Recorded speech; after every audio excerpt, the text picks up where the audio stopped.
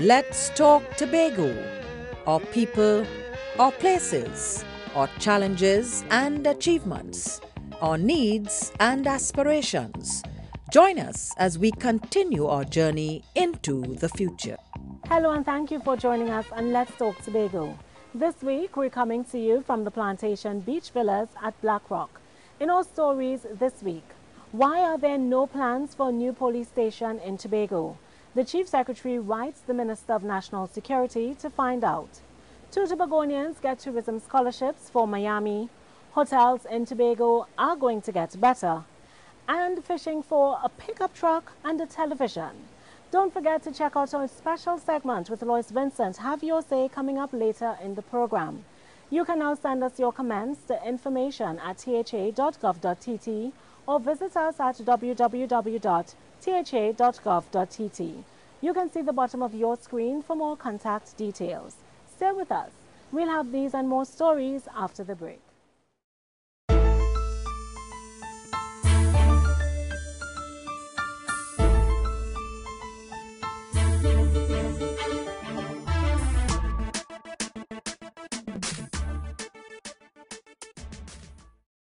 Erica Sebro. My husband and I operate Uncle's Tire Shop. It's a very expensive machine, and I routine to them. I was called in. Now, this piece of machine is a machine that it takes off truck tires. It used to be manual work before. Listen, go there to the video and you will get finance. It's either they will, buy your equipment or give you the money to say, well, start your business, which is very good. Redefining business, protecting Tobago's heritage. Chief Secretary Orville London joins the rest of the political fraternity in expressing congratulations to the Trinidad and Tobago Olympic athletes. However, Mr. London said it was important to remember those who did not medal at the Games. Sometimes you tend only to look at those who have won medals, not recognizing that there are individuals who would have done their best and, in fact, would have achieved success in their own way without necessarily mounting the prize rostrum. And it is in that context that I want to extend my congratulations to our own Kellyanne Batiste and, of course, our own Seymour Hackett, 2 young ladies who would, in their own way, have made history. First, Trinidad and Tobago female athlete to make it to the finals in the 100 and then in the 200 meters in the case of Kellyanne and Seymour. And, of course, all those other athletes, cyclists, Nizen Phillips, the hurdler, Gio Gordon, and all those athletes who would have reached the finals. Because one has got to understand, by reaching the finals, you have signaled that you are among the top 8 persons in that particular event in the world. On a more serious note, there seems to be no immediate plans for the construction of a new police station in Tobago. Mr. London has written to the Minister of National Security regarding a Udicut ad in the newspaper concerning contracts for the building of 8 police stations in Trinidad. I have written to the Minister of National Security indicating my concern over the omission of the police station at Roxbury and Old Grange in Tobago from the recent list of stations to be constructed by the central government. And I indicated that you would recall that under the previous administration, priority had been given to the construction of 2 police stations in Tobago. My information is that contracts had been awarded and work was scheduled to start in the 3rd quarter of 2010. You'll also be aware that soon after the present government assumed office in May 2010, the Assembly was informed that the process for the award of contracts was being reviewed, but that there would be no significant delay to the start of construction. It is therefore quite disheartening that more than 2 years after, there's still no indication that construction will start anytime soon. And I indicated to the Minister that this situation is untenable. The Chief Secretary has asked the Minister to take appropriate action to ensure that police stations are built at Roxborough and Old Grange in the shortest possible time. Goodbye Tobago, hello Miami. Two Tobagonians will be heading to Johnson & Wales University North Miami campus to pursue studies in tourism development and management come September.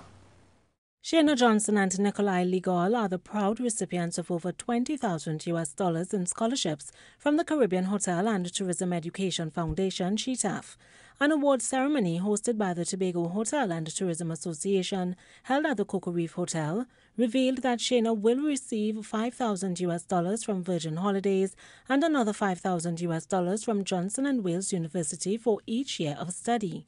Meanwhile, Nikolai will receive $10,000 from Johnson & Wales University for each year of his study. Formed in 1987, part of CHETAF's mission is to create future employees for the tourism industry while supporting the industry and ensuring that locals become a part of the process. You, the awardees, have been given a tremendous opportunity, and you join the rank and file of past scholarship awardees from other Caribbean islands.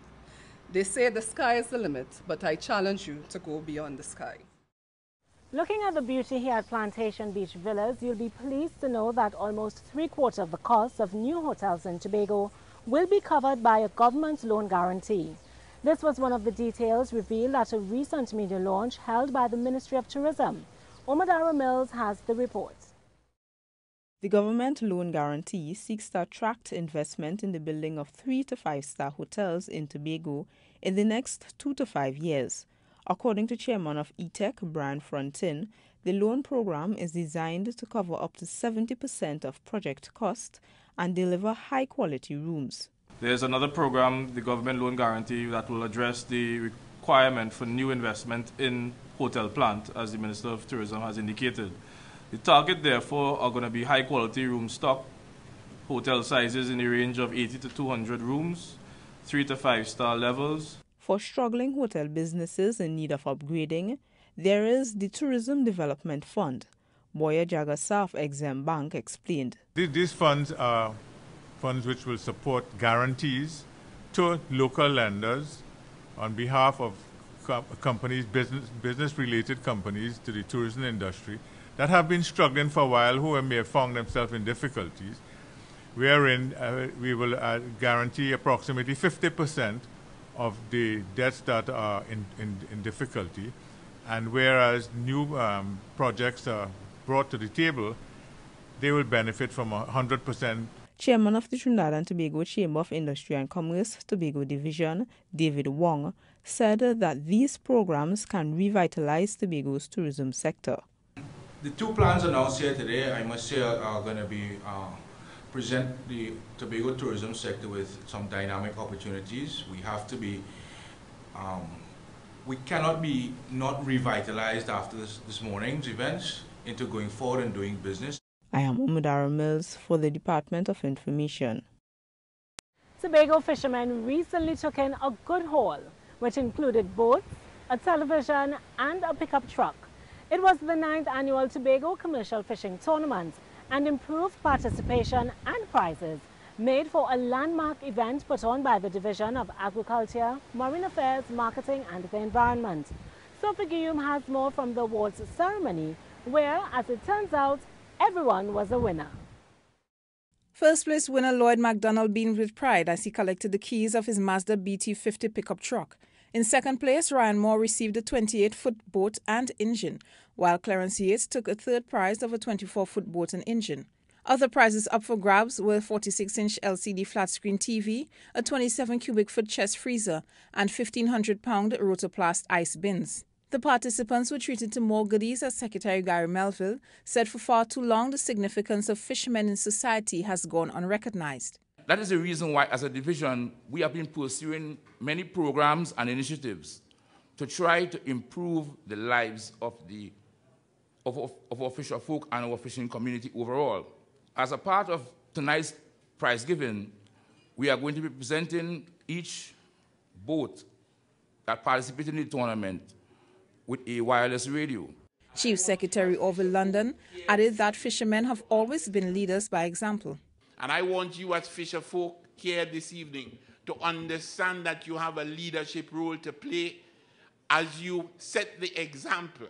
And I want you to continue to be courageous, continue to be resilient, continue to make a contribution to the development of this island and its people. Continue to ensure that the next generation of fishermen will look back on this generation and say that you were, in fact, the same kind of proud examples as your ancestors were to you. NGC Representative Gwenda Chandler said as the sponsor, they applauded the tournament's safety practices. We were rather happy to note the concern for safety in this tournament when the organizing committee ruled that no boat should go out with a single individual in the unlikely event that something went wrong. We salute your safety consciousness and are very pleased that this tournament was incident-free. The event also saw Lifetime Achievement Awards being given to Arthur Stewart and Daniel Archer. Sophie Guillaume, Department of Information. Politically charged questions faced the Chief Secretary when he met with the members of FASB, the Foundation for the Academic Advancement of Spiritual Baptist Youth. The organization, which awards scholarships in SEA, CXC and CAPE to young spiritual Baptists, met with Chief Secretary over London as part of their 10-day camping trip to Tobago. As Sophie Guillaume reports, Mr. London got a lot more than he bargained for. How has the experience been as the Tobago House of Assembly leader for the past 12 years? I think if I'm to sum it up in one word, it has been rewarding. Do you believe that Tobago will ever have the chance or the ability to stand on its own without being a part of Trinidad? What Tobago wants is, as you, when you reach 25, I don't know how old you are now, but even if you're living in your parents' compound, you would like to have your own house and you would like to be able to decide what time you're going home and whether you're buying a car or a motorbike and so on and so forth, because you are now an adult. But it doesn't mean you want to give up the family name and you don't want to go sever total connection with them. And I think it's the same thing in the Tobago context. We want to remain part of the family of Trinidad and Tobago, but we want to be able to assert ourselves as an autonomous entity with control over its own destiny. The Chief Secretary was placed in the hot seat when he met with the young minds of FASB. With that line of questioning, it would seem that the young students may be thinking about getting into the political arena. Now, FASB is an organization that is targeted at the spiritual Baptist youth to develop them not only academically, but spiritually, morally, and make them an all-round citizen, so that when we go into the world, we'll not only be able to give that of our academic and intellect, but we'll be able to spiritually enrich the communities that we are based in and help progress not only our faith, but the nation in general. Mr. London praised the youngsters for being proud of their faith. You're in fact changing the face of the spiritual Baptists in the country, and of course assisting in raising the level of perception and improving the level of perception of Baptist people. FASB is a family, a group that will change the nation, and because of everything Teacher Hazel has taught us, we know that we'll be able to go out there and change everybody's life. I've also learned that spiritual Baptists aren't what everybody seems to believe we are, that we are a true and very good group of people. Sophie Guillaume, Department of Information. We take a break. Grace Thomas Green. The name of my business is Gracie's Drapery. My next aim is to make drapes, not only by orders. I can make drapes now for people to come and buy. I went to the office at Glen Road. I collected the form. I took it in and it didn't take any time. I had no problems, I must say. It is not a hoax. It is for real. It is a very good initiative and I hope that people will access the grant. Redefining business. Protecting Tobago's heritage.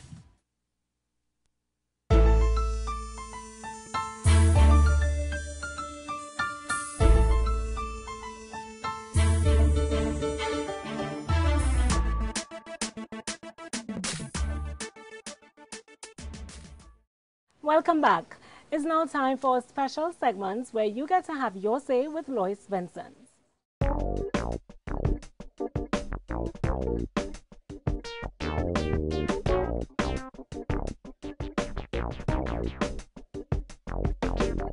Though all our athletes didn't finish in the top 3 positions, the entire country salutes our Olympic ambassadors, as we've definitely left our mark on the sporting world. And as worthwhile tribute continues to be poured in on our gold medalist, Keyshawn Walcott, how do you feel the other medalists should be rewarded? They're supposed to give everybody something or name something after everybody. Well, I find all the other Olympic medalists who went out there, they did well to the country. They represent the country in a big way, and I find, well, the government should give everybody an equal justice in everything. Yeah, well, everybody's supposed to get something, but especially the gold medal different to the bronze medal, right? But to the two Tobago athletes and them, they deserve something because Kellyanne Batty is one of the women from Tobago who was in the first Olympic 100. No one other woman from Tobago ever do that. And the guy with the bronze, he's the first as well. So them deserve something in Tobago. I think they deserve something. Same thing that the gold winner got, they could get something too. Because, they represent Trinidad and Tobago and they make us proud, finishing their races and stuff. So I think they deserve something. I feel that they should treat them as fairly as they treat the gold medalists. We do want to say we'll give them $1 million, but give them something. I'm sure a lot of them who maybe don't have homes renting, so give them a home. They should have been in the parade like everybody else, like the medalists, instead of one he alone. Understand? Because it's not he alone represent the country. It's all of them. I think the other Olympians should all receive some sort of monetary compensation, but most importantly, especially the younger ones, they should begin to get some sort of protocol training or training to be an ambassador, because even if they are not on the field representing us, now as Olympians, they are definitely representing Trinidad and Tobago at all times and should be able to speak properly and represent us on all levels.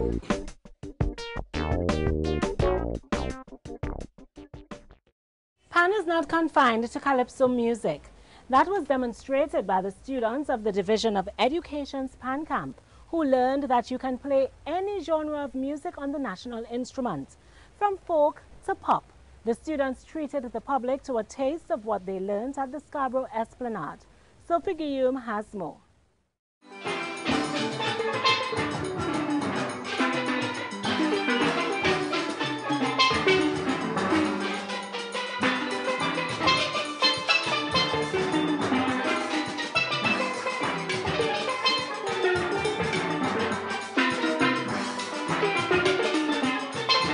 That was Westside Symphony Pan Camp, accompanied by Len Bugsy Sharp.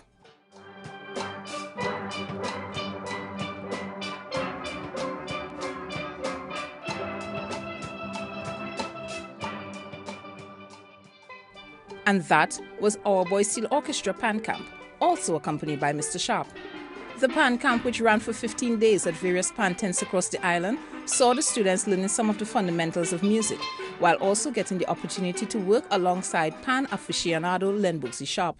Having your hands-on experience on the instrument would indeed allow you the benefit of wanting to play other musical instruments.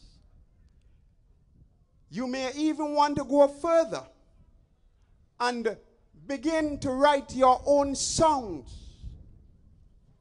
So you become writers. It is all part of the music theory that you've been exposed to. Pan Trinbago Chairman Richard Fortu commended the parents for their support. All of you here just learn to play pan, and there is going to be a space for you out there where you could come back home and make your parents feel proud. So parents, I want to ask of you to ensure that these kids not stay at this point, but let them get into tertiary. Let them read the thing on the page. Let them go into taking the music lessons and also doing some music exams so that they could get the certificate so that we could be accredited and so we can take them out.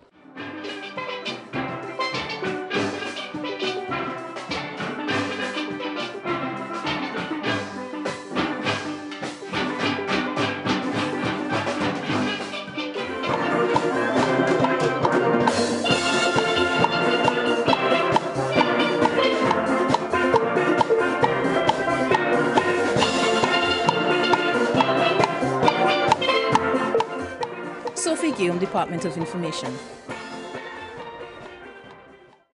Ordinarily, getting to 10 years of age does not herald a fanfare. But for Rand Credit Union Tobago, it was a time of thanksgiving and celebration.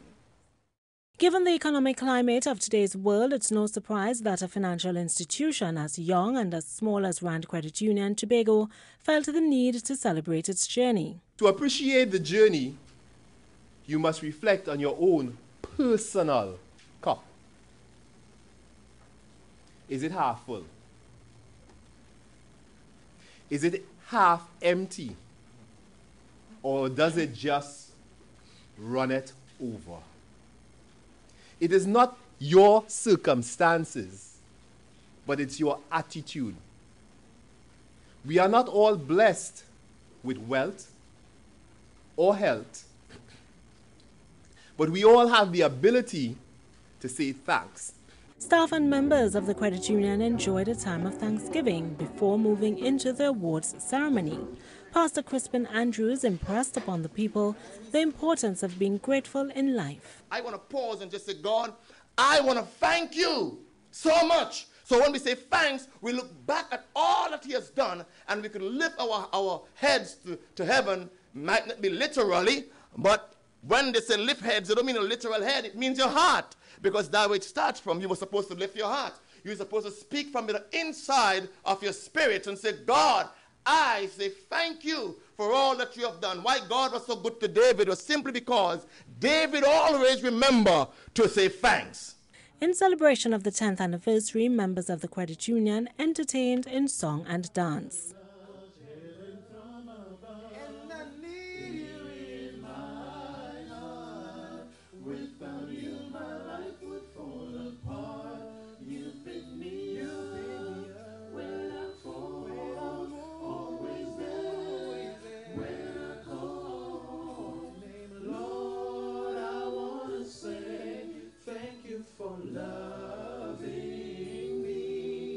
Manager of Rand Tobago, James Batiste, boasted about the training and development opportunities provided for the members. Members are also exposed to several membership skill development programs, such as drapery and valances, pastry making, tailoring, and motor vehicle tune-up, just to name a few. Scholarships were also accessible to members and their children. Bringing the feature address, Chief Secretary of London said credit unions gained prominence because they were considered as people's banks. It was about availability because your credit union had to be there when you want it. It was about sensitivity because your credit union had to understand your particular and peculiar needs and respond to them. It was about flexibility because your credit union had to be configured in such a way that regardless of how complex your situation is, they had to find a way to help you. And it was about simplicity because a lot of people, when they had relationships with financial institutions, were almost afraid of financial institutions. And therefore they wanted a place where they could feel comfortable, where the process and the procedures were simple, and therefore they were not in any way overwhelmed. Chief Secretary Orville London was breastfed when he was a baby. Mr. London revealed this intimate piece of information at the 20th Annual Breastfeeding Walk, doing his part to encourage mothers to follow this beneficial practice.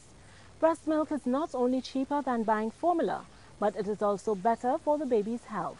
Sophie Guillaume has more.